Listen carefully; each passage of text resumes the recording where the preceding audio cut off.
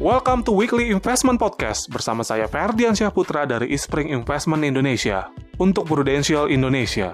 Produk domestik bruto atau PDB merupakan suatu pengukuran kuantitatif terhadap nilai barang dan jasa akhir yang dihasilkan oleh berbagai unit produksi di wilayah suatu negara dalam jangka waktu tertentu tanpa mempertimbangkan kebangsaan atau warga negara yang menghasilkan barang atau jasa negara tersebut.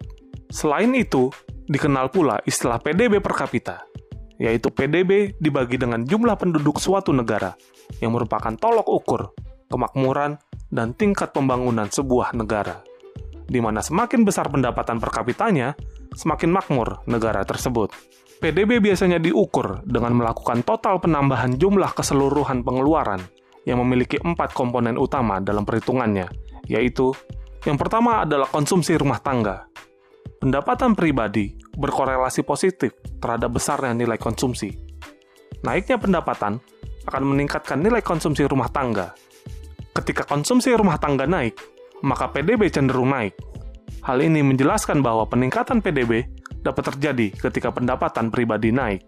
Yang kedua adalah investasi. Investasi dipengaruhi oleh tingkat pengembalian modal dan tingkat bunga.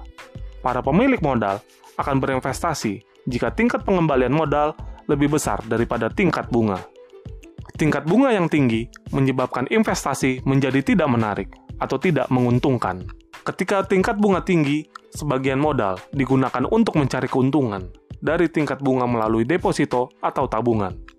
Tingkat bunga tinggi pada akhirnya akan mengurangi jumlah modal yang diinvestasikan. Jika pengeluaran investasi berkurang, maka PDB cenderung menurun. Hal ini menjelaskan bahwa ketika tingkat bunga tinggi dan deposito lebih menarik bagi para investor, maka PDB akan cenderung menurun. Yang ketiga adalah belanja pemerintah. Belanja pemerintah adalah nilai barang dan jasa yang dibeli oleh pemerintah pusat dan daerah. Contoh pembelian pemerintah antara lain adalah pembelian peralatan militer, pembangunan sarana umum, infrastruktur jalan, gaji pegawai, dan jasa yang diberikan oleh pemerintah. Pengeluaran pemerintah dipengaruhi oleh pendapatan pemerintah dari pajak dan pendapatan bukan pajak, seperti dividen dari perusahaan milik pemerintah. Jika pengeluaran pemerintah turun, maka PDB cenderung turun.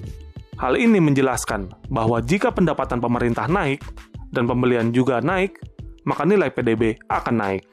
Karena salah satu pendapatan pemerintah adalah pajak, dan jika pendapatan dari pajak naik, kemudian pemerintah membelanjakan pendapatan dari pajak ini, maka naiknya pajak akan cenderung meningkatkan PDB. Lalu yang keempat adalah selisih antara ekspor dan impor. Selisih antara ekspor dan impor adalah neraca perdagangan yang menunjukkan penerimaan bersih dari transaksi internasional. Perubahan arah neraca perdagangan akan memengaruhi perubahan PDB. Nilai impor lebih besar daripada ekspor, menyebabkan neraca perdagangan menjadi defisit. Artinya, nilai net ekspor-impor adalah negatif. Defisit neraca perdagangan cenderung menurunkan nilai PDB. Dengan kata lain, bahwa untuk dapat meningkatkan PDB dapat dilakukan dengan peningkatan ekspor dan penurunan impor. PDB dan PDB per kapita umumnya sering dihubungkan dengan kemakmuran atau kesehatan ekonomi suatu negara. Lebih jauh, pertumbuhan PDB dari waktu ke waktu sendiri sering dilihat sebagai indikator pertumbuhan ekonomi yang tentunya sangat penting bagi pengambilan keputusan untuk berinvestasi, terutama investasi di pasar modal, yang memang sangat terkait erat dengan kondisi pertumbuhan dari PDB suatu negara. Umumnya, perubahan PDB dilihat dalam jangka waktu dari tahun ke tahun, dan pada perubahan tersebut akan terlihat apakah perkembangan PDB dari tahun ke tahun akan mendukung tumbuh kembangnya investasi dari setiap kelas aset, baik pasar uang, obligasi, dan juga saham. Demikian Weekly Investment Podcast dari Ispring Investment Indonesia untuk Prudential Indonesia. Semoga bermanfaat dan salam investasi.